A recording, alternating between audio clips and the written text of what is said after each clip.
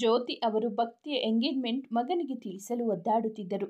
ಹೇಳೋದಾ ಬೇಡ್ವಾ? ಹೇಳಿದ್ರೆ ಬೇಜಾರು ಮಾಡ್ಕೊಳ್ತಾನೆ, ದೂರ ಬೇರೆ ಇದ್ದಾನೆ, ಮನಸ್ಸಿಗೆ ಹಚ್ಚಿಕೊಂಡರೆ ಅಂತ ಯೋಚಿಸಿದವರೇ. ಸ್ವಲ್ಪ ದಿನ ಹೇಳದೆ ಸುಮ್ಮನಿದ್ದವರು ನಾನು ಹೇಳಿಲ್ಲ ಅಂತ ಬೇಜಾರು ಮಾಡಿಕೊಂಡ್ರೆ ಏನು ಮಾಡೋದು, ಹೇಳೇ ಬಿಡೋಣ ಅಂದವರೇ ಅವನಿಗೆ ಕಾಲ್ ಮಾಡಿದ್ದರು. ರೂಮ್ನಲ್ಲಿ ಕುಳಿತು ತನ್ನ ರೂಮ್ಮೇಟ್ ಜೊತೆ ಮಾತನಾಡುತ್ತಿದ್ದ ಆರ್ಯ ಅಮ್ಮನ ಕಾಲ್ ನೋಡಿ ಮಾತನಾಡುತ್ತಾ ಟೆರೇಸ್ ಮೇಲೆ ಹೋದ. ಅವರ ಧ್ವನಿಯಲ್ಲಿ ಇದ್ದ ಬೇಸರ ಗುರುತಿಸಿದವನೇ, ಯಾಕಮ್ಮ ಸಪ್ಪಾಗಿದ್ದೀಯಾ, ಏನಾಯ್ತು ಅಂದಿದ್ದ. ಅದು ನಿಂಗೆ ಒಂದು ವಿಷಯ ಹೇಳಬೇಕಿತ್ತು, ನಿಂಗೆ ಗೊತ್ತೋ ಗೊತ್ತಿಲ್ವೋ ನನಗೆ ತಿಳಿದಿಲ್ಲ ಅಂದಿದ್ದರು. ಏನು ವಿಷಯ ಅಂತ ಕೇಳಿದ್ದ. ಭಕ್ತಿ ಮದುವೆ ಫಿಕ್ಸ್ ಆಯಿತು ಕಣೋ ಅಂದಾಗ, ವಾಟ್, ಏನು ಹೇಳ್ತಿದ್ದೀಯಮ್ಮ ನೀನು ಅಂತ ಕೇಳಿದ. ಅವನಿಗೆ ನಿಜವಾಗಿಯೂ ಇದು ಅಚ್ಚರಿ ವಿಷಯ. ಅಮ್ಮ ತಮಾಷೆ ಮಾಡ್ತಿದ್ಯಾ ಅಂದಿದ್ದ. ಸತ್ಯ ಕಣೋ, ನಿಶ್ಚಿತಾರ್ಥನು ಮುಗಿದು ವಾರದ ಮೇಲಾಯಿತು, ಮುಂದಿನ ತಿಂಗಳೇ ಮದುವೆ ಅಂದಿದ್ದರು. ಅವನ ಮನಸ್ಸನ್ನು ಯಾರು ಹಿಂಡಿದಂತಾಗಿತ್ತು. ನೀನು ಹೋಗಿದ್ದೀಯಾ? ನನ್ನ ಫ್ರೆಂಡ್ಸ್ ಎಲ್ಲರೂ ಬಂದಿದ್ರ ಅಂದಾಗ ನನಗೂ ಹೇಳಿದ್ರು, ಆದರೆ ನಾನೇ ಹೋಗಲಿಲ್ಲ. ನಿಮ್ಮ ಅಪ್ಪ ಬೇರೆ ಇರಲಿಲ್ಲ, ಮನೇನೂ ಸರಿಯಾಗಿ ಗೊತ್ತಿರಲಿಲ್ಲ. ಮೋಹಿ ಅಶುಗೆ ಹೇಳಿದರೆ ಬಂದು ಕರ್ಕೊಂಡು ಹೋಗ್ತಿದ್ರು, ಆದರೆ ನನಗೆ ಯಾಕೋ ಹೋಗಬೇಕು ಅಂತ ಅನಿಸಲಿಲ್ಲ. ತುಂಬ ಬೇಜಾರಾಗಿತ್ತು. ಅವಳನ್ನು ಸೊಸೆ ಮಾಡಿಕೊಳ್ಳೋ ನನ್ನ ಆಸೆ ಮಣ್ಣಾಗಿ ಹೋಯಿತು ಅಂತ ಅಂದಿದ್ದರು. ಎಲ್ಲರೂ ಹೋಗಿದ್ರಂತೆ ಕಣೋ, ಕವಿತಾ, ಸವಿತಾ, ಮನ್ವಿತಾ ಎಲ್ಲರೂ ಹೋಗಿದ್ವಿ ಅಂತ ಕವಿತಾ ಫೋನ್ ಮಾಡಿ ಹೇಳಿದ್ರು ಅಂದವರೇ. ಹುಡುಗ ತುಂಬ ಚೆನ್ನಾಗಿದ್ದಾನಂತೆ, ನೋಡಿದರೆ ಒಳ್ಳೆಯವಂತರ ಕಾಣ್ತಾನೆ ಅಂತ ಹೇಳಿದ್ರು ಕಣೋ ಅಂದಾಗ ಅವನಿಗೆ ಅವನ ಸ್ನೇಹಿತರು ಹಾಗೂ ಭಕ್ತಿ ಮೇಲೆ ವಿಪರೀತ ಕೋಪ ಬಂದಿತ್ತು. ಸರಿ ಬಿಡಮ್ಮ, ಯಾರು ಏನಾದರೂ ಮಾಡ್ಕೊಳ್ಳಿ, ನಂಗೇನೊಂದಿದ್ದ. ಅಲ್ಲ ಕಣೋ, ಇಷ್ಟೊಂದು ದೂರ ಆಗುವಂಥದ್ದು ಏನು ಮಾಡ್ಕೊಂಡ್ರಿ, ಯಾವ ವಿಷಯಕ್ಕೆ ಜಗಳ ಮಾಡಿಕೊಂಡಿದ್ದೀರಾ ಅಂದಾಗ, ಜಗಳ ಆಗಿರೋದು ಚಿಕ್ಕ ವಿಷಯಕ್ಕೆ, ಆದರೆ ಅವಳು ಸೋಲುತ್ತಿಲ್ಲ, ನಾನು ಸೋಲುತ್ತಿಲ್ಲ ಅಷ್ಟೇ, ಅದಕ್ಕೆ ಮಾತಾಡ್ತಿಲ್ಲ. ಸರಿ, ಅವಳಿಗೆ ಸಂಬಂಧಿಸಿದ ಯಾವ ವಿಷಯ ನನಗೆ ಇನ್ಮೇಲೆ ತಿಳಿಸಬೇಡ, ಬಾಯ್ ಅಂತ ಹೇಳಿ ಕಾಲ್ ಕಟ್ ಮಾಡಿದ್ದ. ಪಾಪ ಅವನು ಬೇಜಾರು ಮಾಡ್ಕೊಂಡ ಅನಿಸುತ್ತೆ ಅಂದುಕೊಂಡರು ಜ್ಯೋತಿ. ನನಗೆ ಒಂದು ಮಾತು ಹೇಳಬೇಕು ಅಂತ ಅನಿಸ್ಲಿಲ್ವ ನಿಂಗೆ? ನಾನು ನಿಂಗೆ ಅಷ್ಟೊಂದು ಬೇಡವಾಗಿದ್ದೀನಾ? ನೀನು ಈ ಥರ ಮಾಡ್ತೀಯ ಅನ್ನೋ ಕಲ್ಪನೆ ಇರಲಿಲ್ಲ ಭಕ್ತಿ ನನಗೆ. ಏನೋ ಬೈದಿದ್ದಕ್ಕೆ ಕೋಪ ಮಾಡಿಕೊಂಡಿದ್ದಾಳೆ, ಸರಿ ಹೋಗ್ತಾಳೆ ಅಂತ ಅಂದುಕೊಂಡಿದ್ದೆ, ಆದರೆ ನೀನು ಈ ಥರ ಬದಲಾಗ್ತೀಯ ಅಂತ ನಾನು. ಅವನ ಗಂಟಲಿನಲ್ಲೇ ಮಾತುಗಳು ಉಳಿದುಕೊಂಡವು, ಕಣ್ಣುಗಳು ತುಂಬಿ ಬಂದಿದ್ದವು. ಅವತ್ತು ನೀನು ಅವಳನ್ನು ನೆಗ್ಲೆಕ್ಟ್ ಮಾಡಿ ದೂರ ಹೋಗೋಕೆ ನೋಡಿದೆ ಅಲ್ವಾ, ಅದಕ್ಕೆ ಅವಳು ನಿನ್ನಿಂದ ದೂರ ಹೋಗ್ತಿದ್ದಾಳೆ ಅಷ್ಟೇ ಅಂದಿತು ಅವನ ಮತ್ತೊಂದು ಮನಸ್ಸು. ಹೌದು, ನಾನು ಅವಳನ್ನು ದೂರ ಇಡಬೇಕು ಅಂದುಕೊಂಡಿದ್ದೆ, ಆದರೆ ಅವಳೇ ನನ್ನಿಂದ ದೂರ ಹೋಗ್ತಿದ್ದಾಳೆ. ಅವನೇ ಹೇಳಿಕೊಂಡಿದ್ದ. ಆಗಲೇ ಎಂಗೇಜ್ಮೆಂಟ್ ಆಗಿದೆ, ಮುಂದಿನ ತಿಂಗಳು ಮದುವೆ, ಅಂದರೆ ನಿನ್ನ ಸ್ವಲ್ಪ ದಿನವೇ ಇರೋದು. ಆದರೂ ನನಗೆ ಯಾರೂ ಏನೂ ಹೇಳಿಲ್ಲ. ಅಶೋಕ್, ಮೋಹಿತ್, ಭವ್ಯ, ನೀವು ನನ್ನ ದೂರ ಮಾಡಿದ್ರಾ? ನೀವು ಬದಲಾಗಿದ್ದೀರಾ? ನಿಮ್ಮ ಸ್ನೇಹಿತನ ಮರೆತು ಬಿಟ್ರಾ? ಎಲ್ಲರೂ ಇಷ್ಟೇನೆ ಅಂದುಕೊಂಡವನ ಮನಸ್ಸು ಪೂರ್ತಿ ನೋವೇ ತುಂಬಿತ್ತು. ಮೊದಲೇ ಅವನ ಮನಸ್ಸು ಇಲ್ಲಿಗೆ ಬಂದು ಒಂಟಿ ಆಗ್ತಿದ್ದೀನಿ, ಇವಾಗ ಇಲ್ಲಿಂದ ವಾಪಸ್ ಹೋದರೆ ನನ್ನ ಕೈಯಲ್ಲಿ ಆಗದೇ ಇರೋನು ಅಂತ ಅಂದುಕೊಳ್ಳುತ್ತಾರೆ. ಇಲ್ಲೇ ಇರಬೇಕು ಅಂತ ಮನಸ್ಸನ್ನು ಹೇಗೋ ತಹಬದಿಗೆ ತೆಗೆದುಕೊಂಡಿದ್ದ. ಆದರೆ ಅವನಿಗೆ ಈ ವಿಷಯ ನಿಜವಾಗಿಯೂ ಆಘಾತವಾಗಿತ್ತು. ಇಷ್ಟು ದಿನ ನನ್ನ ಸ್ನೇಹಿತರು ಇದ್ದಾರೆ ಅಂತ ಇದ್ದೆ, ಇನ್ಮೇಲೆ ನನಗೆ ಯಾರೂ ಬೇಡ ಅಂತ ಅಂದುಕೊಂಡವನೇ ಕೋಪದಲ್ಲಿ ಮೋಹಿತ್ಗೆ ಕಾಲ್ ಮಾಡಿದ. ಆಗ ತಾನೇ ಕಾಲೇಜ್ನಿಂದ ಭಕ್ತಿ ಮನೆಗೆ ಬಂದಿದ್ದ ಮೋಹಿತ್ ಪ್ರಿಂಟ್ ಆಗಿ ಬಂದಿದ್ದ ಲಗ್ನ ಪತ್ರಿಕೆಯನ್ನು ನೋಡುತ್ತಾ ಭಕ್ತಿ ಜೊತೆ ಮಾತನಾಡುತ್ತಾ ಅವಳ ಜೊತೆ ಕುಳಿತಿದ್ದ. ಆರ್ಯ ಫೋನ್ ಬಂದಿದೆ, ಹೇಳೋ ಮಗ, ಹೇಗಿದ್ದೀಯಾ, ಏನು ಸಮಾಚಾರ ಅಂದಿದ್ದ. ವಿಷಯ ಇರೋ ನೀವುಗಳೇ ಏನೂ ಹೇಳಿಲ್ಲ, ಇನ್ನು ನಂದೇನಿದೆ ಹೇಳೋಕೆ ಅಂತಿದ್ದ. ನಾವು ಏನೋ ಹೇಳಿಲ್ಲ, ಯಾಕೋ ಕೋಪದಲ್ಲಿ ಇರೋ ಥರ ಕಾಣಿಸುತ್ತೆ ಅಂದಿದ್ದ. ಕೋಪ ಬಂದಿದೆ, ಇಷ್ಟು ದಿನ ನಿಮ್ಮಂಥ ಕಿತ್ತೋದ್ ಫ್ರೆಂಡ್ನ ನಂಬಿಕೊಂಡಿದ್ದೆ ನೋಡು, ಅದಕ್ಕೆ ಅಂತ ಹೇಳಿದ. ಮೋಹಿತ್ಗೆ ಅವನ ಮಾತು ಕೋಪ ಅರ್ಥ ಆಗಲಿಲ್ಲ. ಏನಾಯ್ತೋ ಹೇಳೋ, ಕೋಪ ಮಾಡಿಕೊಂಡ್ರೆ ಹೇಗೋ ಗೊತ್ತಾಗಬೇಕು ಅಂತ ಹೇಳಿದಾಗ ಏನಂತೆ ಅಂತ ಸನ್ನೆ ಮೂಲಕ ಭಕ್ತಿ ಕೇಳಿದಾಗ ಗೊತ್ತಿಲ್ಲ ಅಂತ ಕೈಯಲ್ಲಿ ತೋರಿಸುತ್ತಾ ಸ್ಪೀಕರ್ ಆನ್ ಮಾಡಿದ್ದ. ಏನಾಯಿತು? ನಾನು ಒಬ್ಬ ನಿಮ್ಮ ಫ್ರೆಂಡ್ ಅಂತ ಎಲ್ಲರೂ ಮರೆತಿದ್ದೀರಾ ಅಲ್ವಾ? ನಾನು ಓದೋಕೆ ಅಂತ ದೂರ ಬಂದಿರೋದು, ಆದರೆ ನೀವುಗಳು ನನ್ನ ನಿಮ್ಮಿಂದ ದೂರ ಮಾಡಿದ್ದೀರಾ. ಇಷ್ಟೊಂದು ನಾನು ನಿಮಗೆಲ್ಲ ಬೇಡವಾಗಿದ್ದೀನಾ? ಸಾರ್ಥಕ ಆಯಿತು ಕಂಡ್ರೋ. ನೀವೆಲ್ಲ ನನ್ನ ಫ್ರೆಂಡ್ ಅಂತ ಇಷ್ಟು ದಿನ ಅಂದುಕೊಂಡಿದ್ದಕ್ಕೆ ಒಳ್ಳೆ ಬಹುಮಾನ ಅಂತ ಹೇಳಿದೆ. ಇವಾಗ ಕೋಪ ಮಾಡಿಕೊಂಡು ಇಷ್ಟೊಂದು ಮಾತಾಡೋದು ಬಿಟ್ಟು ಏನು ವಿಷಯ ಅಂತ ತೆಪ್ಪಗೆ ಹೇಳು, ಗದರಿದಂತೆ ಅಂದಿದ್ದ ಮೋಹಿತ್. ನಿನ್ನ ಫ್ರೆಂಡ್ ಮದುವೆ ಅಂತೆ, ಅವಳು ನಾನು ಮಾತಾಡ್ತಿಲ್ಲ, ಅವಳು ನನ್ನ ಹತ್ತಿರ ಏನು ಹೇಳೋಕೆ ಆಗಲ್ಲ, ಆದರೆ ನೀವು ಯಾಕೋ ಏನು ಹೇಳಿಲ್ಲ, ನೀವೆಲ್ಲ ಅವಳ ಪರವಾಗಿ ಇರೋದು ಅಲ್ವಾ ಅಂತ ಹೇಳಿದ. ಮೋಹಿತ್ಗೆ ನಾವು ಯಾರೂ ಅವನ ಹತ್ರ ಈ ವಿಷಯ ಮಾತಾಡಿಲ್ಲ ಅಂತ ಗಮನಕ್ಕೆ ಬಂದಿದ್ದೆ. ಅವನಿಗೆ ಪಶ್ಚಾತ್ತಾಪ ಆಗಿತ್ತು. ಭಕ್ತಿ ಮುಖ ನೋಡಿದ. ಅವಳ ಮುಖದಲ್ಲೂ ಅದೇ ಕಂಡಿತು. ಸಾರಿ ಮಗ, ದೇವರಾಣೆಗೂ ನನಗೆ ಹೇಳೋದು ಗೊತ್ತೇ ಆಗಿಲ್ಲ ಕಣೋ. ನಿನ್ನ ದೂರ ಮಾಡೋದು ಆಗಲಿ, ನಿನ್ನಿಂದ ದೂರ ಹೋಗೋದಾಗಲಿ ನಾವು ಯಾರೂ ಕಲ್ಪನೆ ಕೂಡ ಮಾಡಿಲ್ಲ ಕಣೋ ಅಂದಾಗ, ಬಿಡೋ ಸಾಕು, ಅವಳೇ ಹೇಳಿರ್ತಾಳೆ ನಿಮಗೆಲ್ಲ, ನನಗೆ ಹೇಳಬೇಡಿ ಅಂತ ಅಲ್ವಾ. ನೀನು ಅಶುಭವ್ಯ ಯಾರೊಬ್ಬರು ಒಂದು ಸುಳಿವು ಕೊಟ್ಟಿಲ್ಲ, ಅಂತೂ ನೀವೆಲ್ಲ ಒಂದು, ನಾನು ಒಬ್ಬನೇ ಬೇರೆ ಅಂತ ತೋರಿಸ್ಬಿಟ್ರಿ ಅಲ್ವಾ ಅಂದಿದ್ದ. ಅವನ ಮನಸ್ಸಿಗೆ ತುಂಬ ನೋವಾಗಿತ್ತು. ನಿನ್ನ ಜೊತೆ ಇವಾಗಲೂ ಅವಳು ಇದ್ದಾಳೆ ಅಂತ ಗೊತ್ತು. ಅವಳು ಹೇಳದೆ ಇದ್ರೂ ಪರವಾಗಿಲ್ಲ, ನನ್ನ ಕಡೆಯಿಂದ ಅವಳಿಗೆ ಬೆಸ್ಟ್ ವಿಶ್ ಹೇಳ್ಬಿಡು ಅಂತ ಹೇಳಿ ಕಾಲ್ ಕಟ್ ಮಾಡಿದ. ಆರ್ಯ, ಹಲೋ ಆರ್ಯ. ಕಾಲ್ ಕಟ್ ಮಾಡಿದ. ಛೆ ಅಂದವನೇ ತನ್ನ 2 ಕೈಯಿಂದ ತಲೆಗೆ ಒತ್ತು ಕುಳಿತಿದ್ದ. ಮೋಹಿತ್, ಎಷ್ಟು ದೊಡ್ಡ ತಪ್ಪು ಮಾಡಿದ್ವಿ ನಾವು. ಅವನಿಗೆ ಹೇಳ್ಬೇಕಿತ್ತು ಅಂತ ಹೇಳಿದಾಗ ನೀವು ಯಾರಾದರೂ ಹೇಳಿರ್ತೀರಾ ಅಂತ ಅಂದ್ಕೊಂಡಿದ್ದೆ ಅಂದಳು ಭಕ್ತಿ. ಅವನನ್ನು ಕರೆಯೋದಿಲ್ವೇನೆ? ನಾನು ಹೇಳ್ತೀನಿ ಕಣೋ, ಆದರೆ ಅವನು ಬರಬೇಕಲ್ಲ. ಅವನು ಬರ್ತಾನೋ ಬಿಡ್ತಾನೋ, ನೀನು ಹೇಳೋದು ಮರಿಬೇಡ. ನಾನು ಆಮೇಲೆ ಅವನ ಹತ್ರ ಮಾತಾಡ್ತೀನಿ ಅಂತ ಹೇಳಿ ಮನೆ ಕಡೆ ನಡೆದಿದ್ದ. ಅವಳಿಗೆ ಆರ್ಯನ ನೆನಪಾಗಿತ್ತು. ಆಮೇಲೆ ರಾತ್ರಿ ಫೋನ್ ಮಾಡಬೇಕು ಅಂದುಕೊಂಡವಳೆ ಬೇರೆ ಕೆಲಸದ ಕಡೆ ಗಮನ ಹರಿಸಿದಳು. ಫೋನ್ ಮಾಡೋದು ಮತ್ತೆ ಮರೆತಿದ್ದಳು. ಮನೆಯಲ್ಲಿ ಮದುವೆಯ ಕೆಲಸ, ಆಫೀಸ್ ಕೆಲಸ, ಇಬ್ಬರು ಬ್ಯುಸಿಯಾಗಿದ್ದರು. ಮದುವೆಯ ನಂತರ ಕೆಲಸಕ್ಕೆ ಹೋಗಲ್ಲ ಅಂತ ಭಕ್ತಿ ಹೇಳಿದಾಗ, ಬೇಡ ಆರಾಮಾಗಿ ಮನೆಯಲ್ಲಿ ಇರು ಅಂತ ಹೇಳಿದ್ದ ಕರ್ಣ. ಮದುವೆಗೂ 1 ವಾರ ಮುಂಚೆ ಕೆಲಸ ಬಿಡುವ ತಯಾರಿ ಮಾಡಿದಾಗ ಅವಳ ಸುಪರ್ದಿಯಲ್ಲಿ ಇರುವ ಎಲ್ಲ ಕೆಲಸವನ್ನು ಮುಗಿಸಬೇಕಿತ್ತು. ಕರ್ಣನು ಮದುವೆಗೆ ರಜೆ ಹಾಕಬೇಕಿದ್ದರಿಂದ ಎಲ್ಲ ಕೆಲಸ ಮುಗಿಸಲು ಓವರ್ ಟೈಮ್ ಮಾಡುತ್ತಿದ್ದ. ಅವರ ಇಬ್ಬರ ಜಾತಕ ನೋಡಿ ಇಬ್ಬರಲ್ಲೂ ಒಳ್ಳೆ ಹೊಂದಾಣಿಕೆ ಇದೆ, ಚೆನ್ನಾಗಿ ಇರ್ತಾರೆ. ಆದರೆ ಕರ್ಣಗೆ ಸ್ವಲ್ಪ ಗ್ರಹಗತಿ ಸರಿಯಿಲ್ಲ, ಹುಷಾರಾಗಿ ಇರೋಕೆ ಹೇಳಿ ಅಂತ ಹೇಳಿದ್ದರು ಪುರೋಹಿತರು. ಅದೇ ಮಹಾದೇವ್ ಅವರ ತಲೆ ತುಂಬ ತುಂಬಿತ್ತು. ಕರ್ಣನಿಗೆ ಹೇಳಿದಾಗ, ಅಪ್ಪ ಇದನ್ನೆಲ್ಲ ನಂಬುತ್ತೀರಾ ಅಂತ ನಗಾಡಿದ. ಹುಷಾರಾಗಿ ಇರು ಮಗನೆ ಅಂತ ಸೀರಿಯಸ್ ಆಗಿ ಹೇಳಿದಾಗ, ಸರಿಯಪ್ಪ ಅಂದಿದ್ದ. ಭಕ್ತಿ ಒಮ್ಮೆ ಮಾತನಾಡುವಾಗ, ನಿಮ್ಮ ರೂಮ್ ತುಂಬ ನನ್ನ ಫೋಟೋಗಳು ಇದ್ದಾವೆ ಅಂತ ಕೀರ್ತಿ ಹೇಳಿದ್ಲು, ನಿಜಾನಾ ಅಂತ ಕೇಳಿದಾಗ, ಹೇಳೇ ಬಿಟ್ಲಾ, ನಾನು ಇದಕ್ಕೆ ಅವಳನ್ನು ಬಾಯಿ ಬಡಕೆ ಅಂತ ಕರೆಯೋದು ಅಂದಿದ್ದ. ಅವಳು ಹೇಳಿದ್ದು ನಿಜಾನಾ ಅಂತ ಮತ್ತೊಮ್ಮೆ ಕೇಳಿದಾಗ, ನಿಜ. ನೀನು ನಮ್ಮ ಮನೆಗೆ ಬಂದ ಮೇಲೆ ನೀನೇ ನೋಡಲಿ ಸರ್ಪ್ರೈಸ್ ಕೊಡೋಣ ಅಂತಿದ್ದೆ, ಆಗಲೇ ಹೇಳಿದ್ದಾಳೆ ಕೋತಿ ಅಂದಿದ್ದ. ನನಗೆ ತುಂಬ ಖುಷಿಯಾಗ್ತಿದೆ ಕೇಳಿ ಅಂದಳು. ಹೌದಾ ಮುದ್ದು ಅಂದಿದ್ದ. ಅಂದನ್ನು ನೋಡಬೇಕು ಅನಿಸ್ತಿದೆ ಅಂದಾಗ ಅವನಿಗೆ ಅವಳನ್ನು ಮನೆಗೆ ಕರೆದುಕೊಂಡು ಬರಬೇಕು ಅಂತ ಆಸೆ ಆಗಿತ್ತು. ಹಾಗಾದರೆ ಮನೆಗೆ ಬಾ, ನೋಡಬಹುದು ಅಂದಾಗ, ಮದುವೆ ಆಗೋವರೆಗೂ ಕಾಯಬೇಕು ಅಂದಿದ್ದಳು. ಈಗಾಗಲೇ ಬರಬಹುದು, ಅದಕ್ಕೆ ಯಾಕೆ ಕಾಯಬೇಕು ಅಂದಾಗ, ಅಯ್ಯೋ ಮದುವೆ ಮುಂಚೆ ಹಾಗೆಲ್ಲ ಬರಬಾರ್ದು ಅಂದಳು. ಏನೂ ಆಗಲ್ಲಪ್ಪ ಮುದ್ದು, ಇದು ನಿನ್ನ ಮನೇನೆ ಅಲ್ವಾ, ಆಗಲ್ಲ, ಮದುವೆ ಮುಂಚೆ ಹೋಗಬಾರದು ಅಂತಾರೆ, ಮನೆಯಲ್ಲಿ ಬೈತಾರೆ ಅಂದಾಗ, ಒಂದು ಕೆಲಸ ಮಾಡು, ನಾಡಿದ್ದು ಮನೆಯಲ್ಲಿ ಯಾರೂ ಇರಲ್ಲ, ಆವಾಗ ಬಾ, ಯಾರಿಗೂ ಗೊತ್ತಾಗಲ್ಲ ಅಂತ ಹೇಳಿದಾಗ, ನಾನು ಒಬ್ಬಳೇನಾ ಅಂತ ಅಂದಿದ್ದಳು. ಯಾಕೆ ಒಬ್ಬಳಿಗೆ ಬರೋಕೆ ಭಯನಾ? ಧೈರ್ಯವಾಗಿ ಬಾ, ನಾನೇನು ಮಾಡಲ್ಲ ಅಂತ ನಗುತ್ತಾ ಹೇಳಿದ. ಅಯ್ಯೋ ನಾನು ಹೇಳಿದ್ದು ಆ ಥರ ಅಲ್ಲ ಅಂದಳು. ಓಕೆ, ನಿನ್ನ ಫ್ರೆಂಡ್ಗಳನ್ನು ಬರೋಕೆ ಹೇಳು, ಅವರು ಮನೆ ನೋಡಿದಾಗೆ ಆಗುತ್ತೆ ಅಂದಿದ್ದ. ಅವಳಿಗೂ ಸರಿ ಅನಿಸಿತು. ಬರ್ತೀನಿ ಅಂದಿದ್ಲು. ವಾರದ ಮಧ್ಯದ ದಿನ ರಜೆ ಹಾಕಿ ಅವನ ಮನೆಗೆ ಎಲ್ಲರೂ ಬಂದಿದ್ದರು. ಕೀರ್ತನಾಳನ್ನು ಕಾಲೇಜಿಗೆ ರಜೆ ಹಾಕಿಸಿ ಮನೆಯಲ್ಲಿ ಇರಲು ಹೇಳಿದ.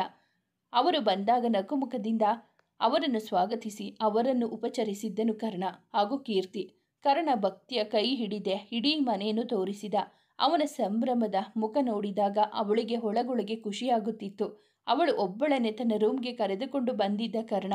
ಅವನ ರೂಮ್ ಒಳಗೆ ಬಂದವಳಿಗೆ ಯಾವುದೋ ಪ್ರಪಂಚಕ್ಕೆ ಕಾಲಿಡುತ್ತಿರುವ ಅನುಭವವಾಗಿತ್ತು. ಯಾವ ದಿಕ್ಕಿನ ಕಡೆಗೆ ನೋಡಿದರೂ ಕಾಣುವ ತನ್ನ ಫೋಟೋ ನೋಡಿದವಳಿಗೆ ನಾನೆಷ್ಟು ಅದೃಷ್ಟವಂತೆ ಅನಿಸಿತು. ಎಲ್ಲ ಫೋಟೋಗಳಲ್ಲೂ ಅವಳ ನಗು ಸೆರೆ ಹಿಡಿದಿದ್ದ. ಯಾವಾಗ ತೆಗೆದಿದ್ರಿ ಇಷ್ಟೊಂದು ಫೋಟೋಸ್ಗಳನ್ನು ಅಂದಾಗ, ಅದೆಲ್ಲ ಹೇಳೋಕೆ ಆಗಲ್ಲ, ಸೀಕ್ರೆಟ್ ಅಂದಿದ್ದ. ಅವನ ಮುಖ ನೋಡುತ್ತಾ ಹೌದಾ ಅಂದವಳೆ ಒಂದೊಂದೇ ಫೋಟೋ ನೋಡುತ್ತಾ ಹೋದಳು. ಅವಳ ಕಣ್ಣುಗಳಲ್ಲಿ ಹೊಸ ಹೊಳಪು ಮೂಡುತ್ತಿತ್ತು.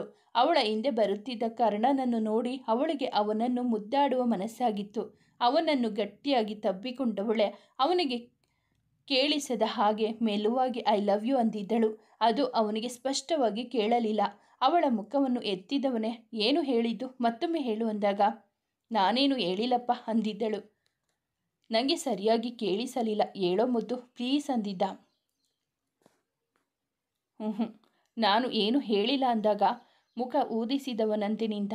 ಅವನು ಮತ್ತಷ್ಟು ಮುದ್ದಾಗಿ ಕಂಡಿದ್ದ. ಅವಳಲ್ಲಿ ಹೊಸ ಆಸೆ ಚಿಗುರಿ ಅವನ ಕೊರಳನ್ನು ಬಳಸಿದವಳೆ ಅವನ ತುಟಿಗೆ ಮುತ್ತಿಟ್ಟಿದ್ದಳು.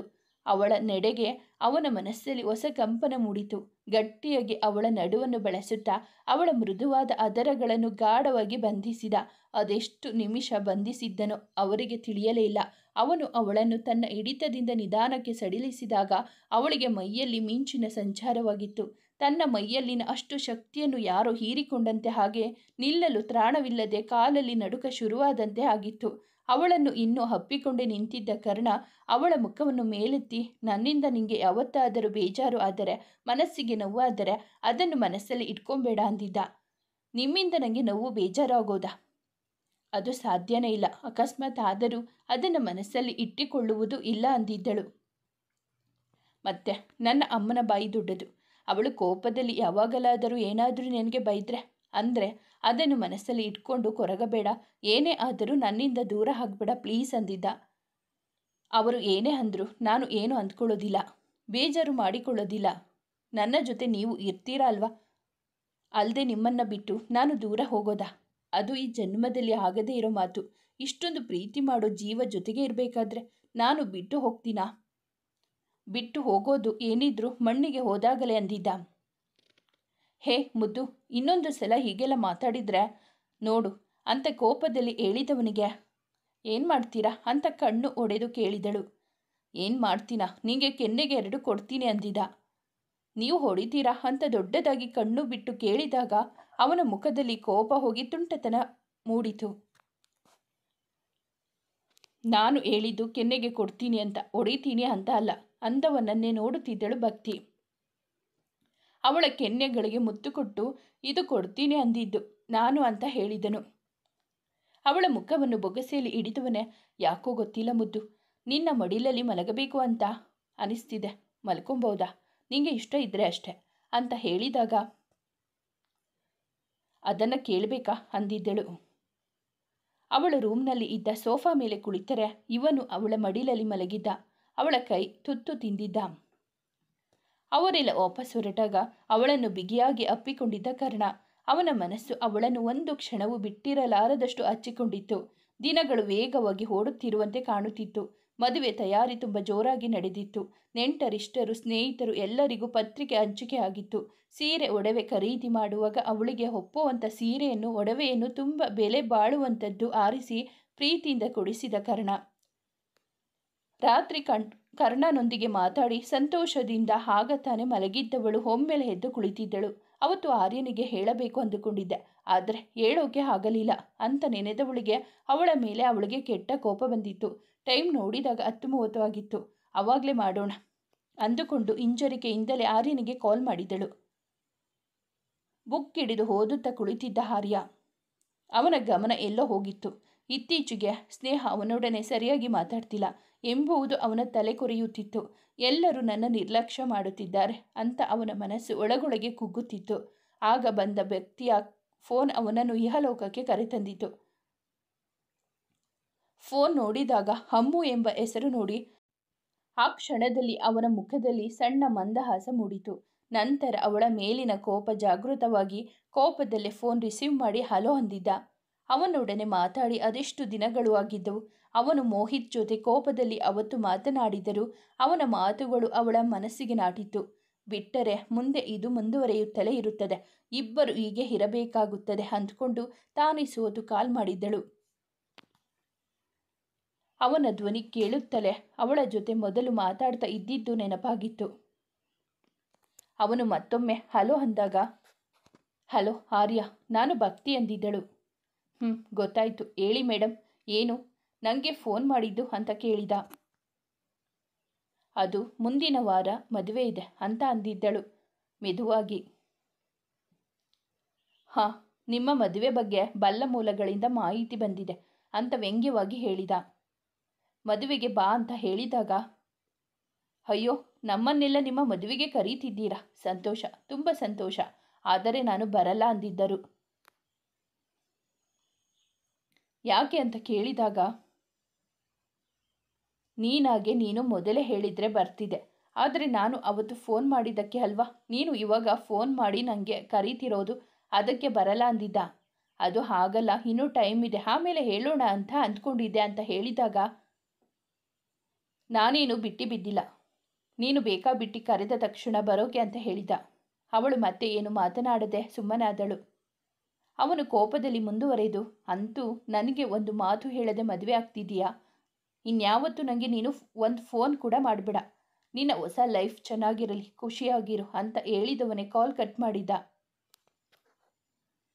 ಅವನು ಇನ್ನೂ ನನ್ನ ಮೇಲೆ ಕೋಪದಲ್ಲಿ ಇದ್ದಾನೆ. ನಾನು ಸೋತು ಮಾತಾಡಿದ್ರೂ ಅವನಿಗೆ ಕೋಪ ಕಡಿಮೆ ಆಗಿಲ್ಲ. ಹೇಳಿಕೊಂಡವಳ ಮುಖದಲ್ಲಿ ನೋವಿನ ಗೆರೆಗಳು ಮೂಡಿದವು. ಆ ರಾತ್ರಿಯ ನಿದ್ದೆಯನ್ನು ಕಸಿದುಕೊಂಡಿದ್ದ ಆರ್ಯ. ಇತ್ತ ಕಡೆ ತನ್ನ ಎಲ್ಲ ಕೋಪ ಆವೇಶವನ್ನು ಯಾವಾಗಲೂ ಅವಳ ಮೇಲೆ ಪ್ರಯೋಗ ಮಾಡುತ್ತಿದ್ದ ಆರ್ಯ ಇಂದು ಅದೇ ಕೆಲಸ ಮಾಡಿದ್ದ. ಪ್ರತಿದಿನ ನಿನ್ನ ಅದೆಷ್ಟು ಮಿಸ್ ಮಾಡಿಕೊಳ್ಳುತ್ತಿದ್ದೆ ಗೊತ್ತಾ? ಆದರೆ ನೀನು ನನ್ನ ಮರೆತಿದ್ದೀಯ. ನೀನು ಹೇಳಿದ್ರು ಹೇಳದೇ ಇದ್ರು ನಿನ್ನ ಮದುವೆಗೆ ನಾನು ಬರ್ತೀನಿ ಕಣೆ ಅಂತ ಹೇಳಿಕೊಂಡಿದ್ದವನಿಗೆ ನಾನು ಅವಳ ಮದುವೆಗೆ ಹೋಗೋದೇ ಇಲ್ಲ ಅಂತ ಆ ಕ್ಷಣಕ್ಕೆ ಗೊತ್ತಾಗಲಿಲ್ಲ.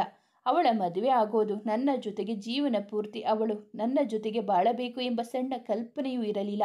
ಭಕ್ತಿ ಮದುವೆಗೆ ಇದ್ದಿದ್ದು ಒಂದೇ ವಾರ. ಛತ್ರ ಬುಕ್ ಆಗಿತ್ತು. ಎಲ್ಲದರ ಖರೀದಿ ಮುಗಿದಿತ್ತು. ಅಡುಗೆ ಭಟ್ಟರು, ಪುರೋಹಿತರು, ವಾದ್ಯದವರಿಗೆ ಎಲ್ಲ ಹೇಳಿ ಅಡ್ವಾನ್ಸ್ ದುಡ್ಡು ಕೊಟ್ಟಿದ್ದರು. ಅವಳ ತಯಾರಿನೂ ಜೋರಾಗಿ ಸಾಗಿತ್ತು. ಸೀರೆ, ಬ್ಲೌಸ್ ಅಂತ ಜೋಡಿಸಿಟ್ಟು ಒಡವೆ ಎಲ್ಲ ಕೂಡಿಸಿದ್ದಳು. ಅವಳ ಸಂತೋಷ ಅವಳ ಮುಖದಲ್ಲಿ ಎದ್ದು ಕಾಣುತ್ತಿತ್ತು. ಇನ್ನು ಕರ್ಣನ ಸಂಭ್ರಮ. ಅವನಿಗೆ ತನ್ನ ಕನಸು ನೆರವೇರುತ್ತಿರುವ ಖುಷಿ ಅಷ್ಟಿಷ್ಟಲ್ಲ. ತನ್ನ ಪ್ರೀತಿಯ ಮುದ್ದುಗೊಂಬೆ ಅವನ ಹೆಂಡತಿ ಆಗೋ ಗಳಿಗೆ ಯಾವಾಗ ಬರುತ್ತೋ ಅಂತ ಕಾಯುತ್ತಿದ್ದ. ಕ್ಲಾಸ್ನಲ್ಲಿದ್ದ ಆರ್ಯನಿಗೆ ಅವನ ಅಣ್ಣನ ಕಡೆಯಿಂದ 2 ಬಾರಿ ಫೋನ್ ಬಂದಿತ್ತು. ಕ್ಲಾಸ್ ಮುಗಿಯುತ್ತಿದ್ದಂತೆ ಅವನು ವಾಪಸ್ ಕಾಲ್ ಮಾಡಿದಾಗ ಅವನ ಅಣ್ಣ ಆದಷ್ಟು ಬೇಗ ಮಾವನ ಊರಿಗೆ ಹೊರಟು ಬಾ ಅಂದಿದ್ದ. ಇವಾಗ ಯಾಕಣ್ಣ, ಏನಾಯ್ತು? ಸ್ವಲ್ಪ ದಿನದಲ್ಲೇ ಎಕ್ಸಾಮ್ ಇದ್ದಾವೆ ಅಂತ ಹೇಳಿದಾಗ ಅಜ್ಜಿ ತೀರಿಕೊಂಡರಂತೆ ಆರ್ಯ.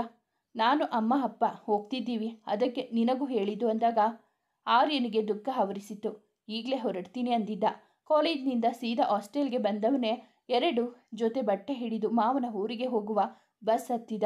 ಚಿಕ್ಕವನಿದ್ದಾಗ ಅವನು ಜಾಸ್ತಿ ಹೋಗುತ್ತಿದ್ದಿದ್ದೆ ಅಜ್ಜಿ ಹತ್ತಿರ. ಅವರ ಕೈ ತುತ್ತು, ಕತೆ, ಅವರ ಪ್ರೀತಿ ಎಂದು ಮರೆಯಲಾಗದು. ಆರ್ಯ ಎಂದರೆ ಅವರಿಗೆ ಜಾಸ್ತಿ ಪ್ರೀತಿ. ಇವನಿಗೂ ಅಜ್ಜಿ ಎಂದರೆ ಅಷ್ಟೇ ಪ್ರೀತಿ. ಆದರೆ ಇಂದು ಅವರ ಸಾವಿನ ಸುದ್ದಿ ಅವನನ್ನು ಪೂರ್ತಿ ದುಃಖಕ್ಕೆ ತಳ್ಳಿತು.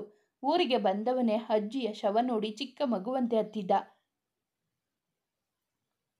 ಅವನ ಸ್ನೇಹಿತರು ಬಂದಿದ್ದರು. ಅವರ ಫ್ಯಾಮಿಲಿಗಳ ಜೊತೆ ಅವನನ್ನು ಸಮಾಧಾನಿಸಿದ ಅವನ ಸ್ನೇಹಿತರನ್ನು ತಬ್ಬಿ ಹತ್ತಿದ್ದ ಆರ್ಯ.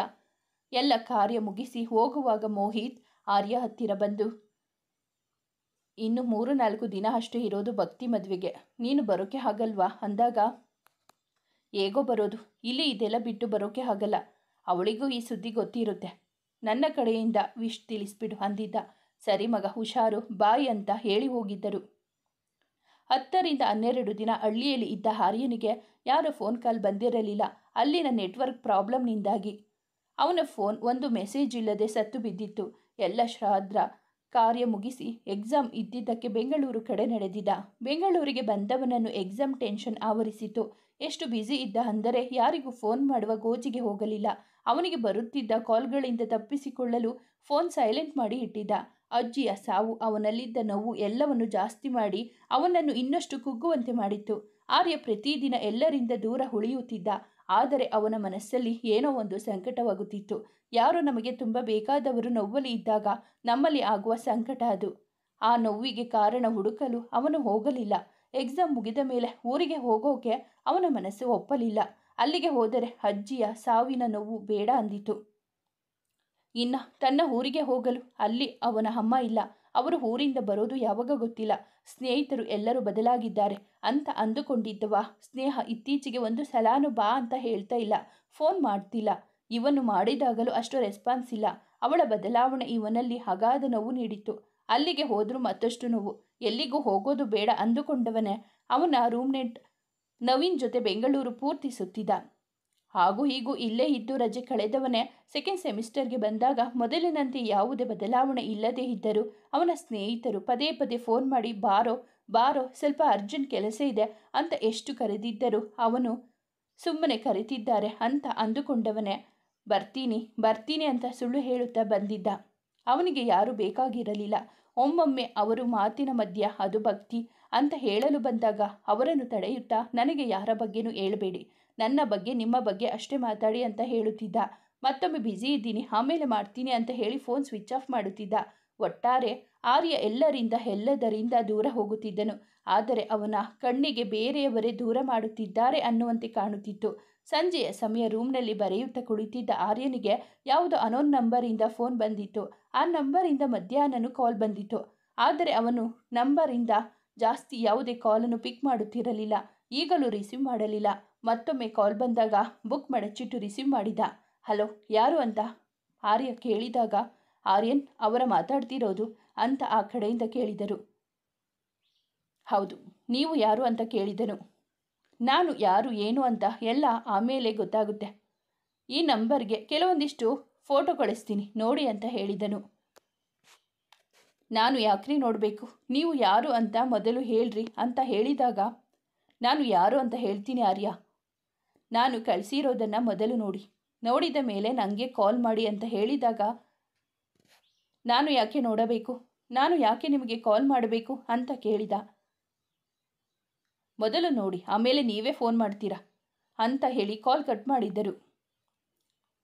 ಇವನು ಯಾವನು ಲೂಸ್ ನನ್ನ ಮಗ ಅಂತ ಹೇಳುತ್ತಾ ಅವನು ಕಳಿಸಿರೋ ಫೋಟೋ ನೋಡಿದ ಆರ್ಯನಿಗೆ ಶಾಕ್ ಆಗಿತ್ತು. ಯಾವುದೋ ಹುಡುಗನೊಂದಿಗೆ ಅಸಭ್ಯವಾಗಿದ್ದ ಸ್ನೇಹ ಫೋಟೋಗಳನ್ನು ನೋಡಿ ಅವನ ಎದೆ ಹೊಡೆದಂತಾಗಿತ್ತು.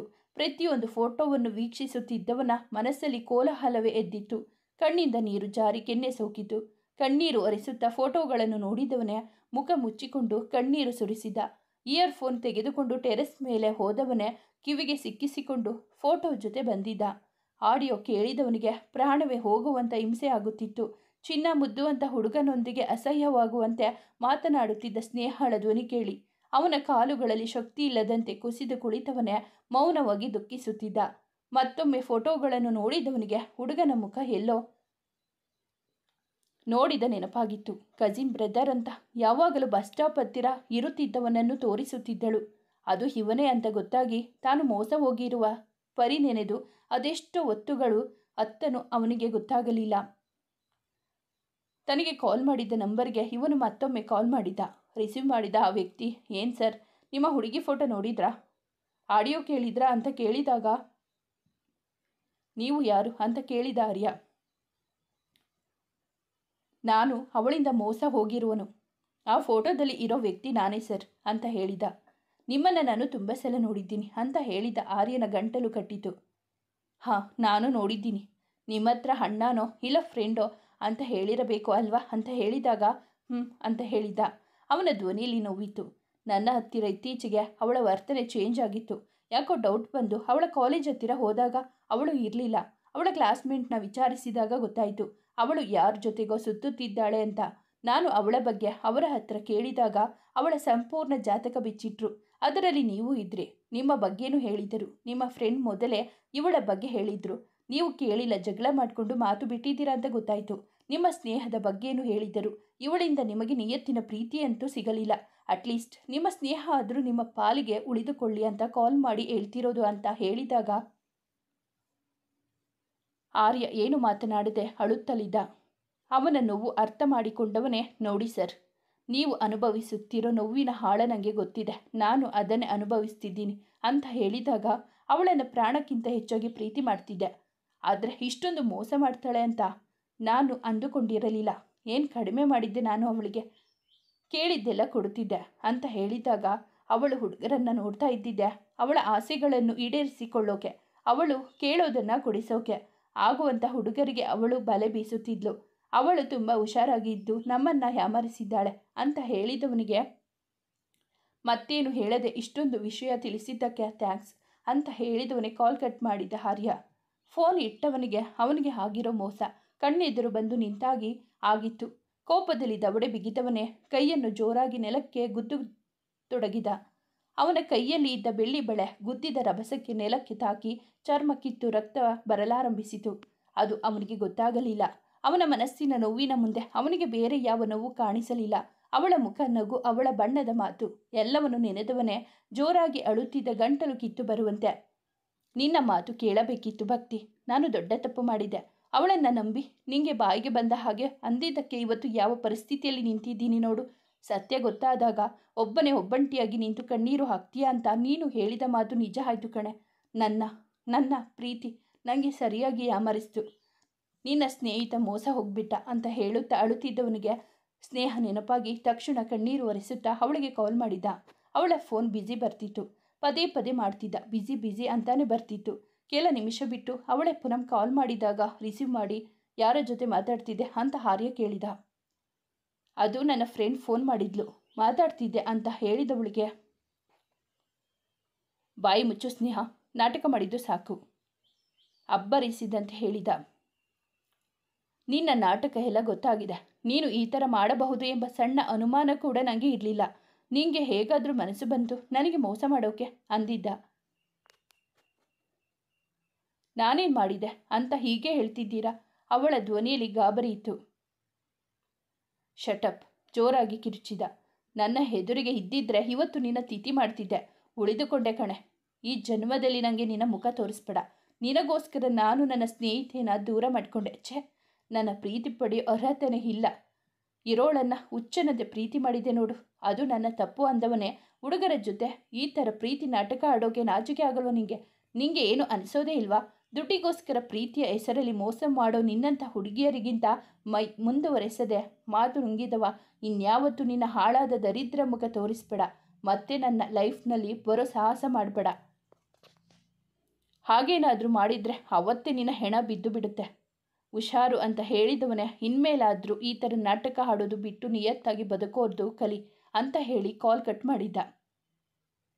ಫೋನ್ನಲ್ಲಿ ಇದ್ದ ಅವಳ ಫೋಟೋಗಳು, ಅವಳ ಮೆಸೇಜ್ಗಳು, ಅವಳ ನಂಬರ್, ಅವನಿಗೆ ಬಂದಿದ್ದ ಎಲ್ಲ ಆಡಿಯೋ ಫೋಟೋಗಳನ್ನು ಡಿಲೀಟ್ ಮಾಡಿದ.